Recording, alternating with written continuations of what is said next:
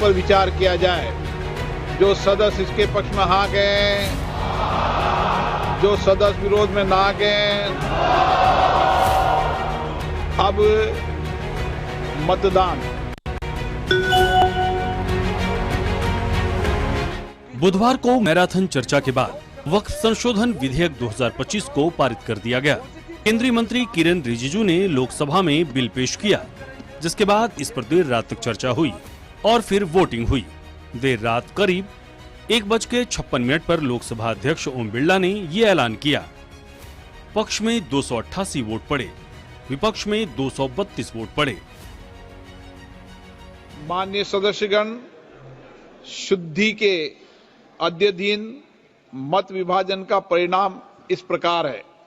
पक्ष में 288, विपक्ष में 232।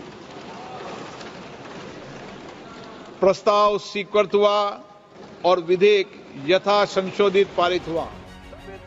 वहीं लोकसभा में बिल पेश करते समय केंद्रीय मंत्री किरेन रिजिजू ने बिल की खूबियां बताई तो विपक्ष पर करारा प्रहार भी किया।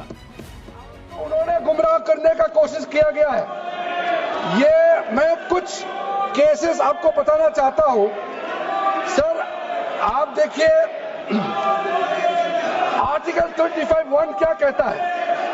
संविधान का अनुच्छेद आर्टिकल 25(1) कहता है, subject to public order, morality and health and to the other provisions of this part, all the persons are equally entitled to freedom of conscience and the right freely to profess, practice and propagate religion.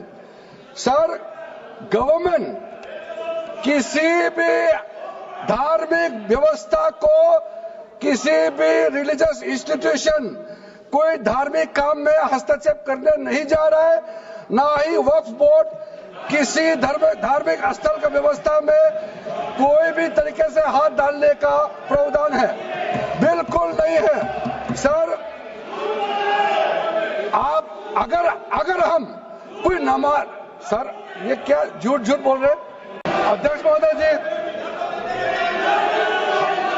ये वक्फ board का जो प्रावधान किसी मस्जिद, किसी मंदिर, किसी धार्मिक स्थल का व्यवस्था का कोई लेना देना नहीं है।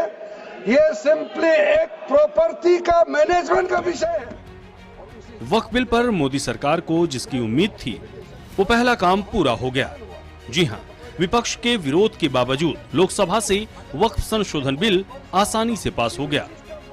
ब्यूरो रिपोर्ट, सूर्या समाचार।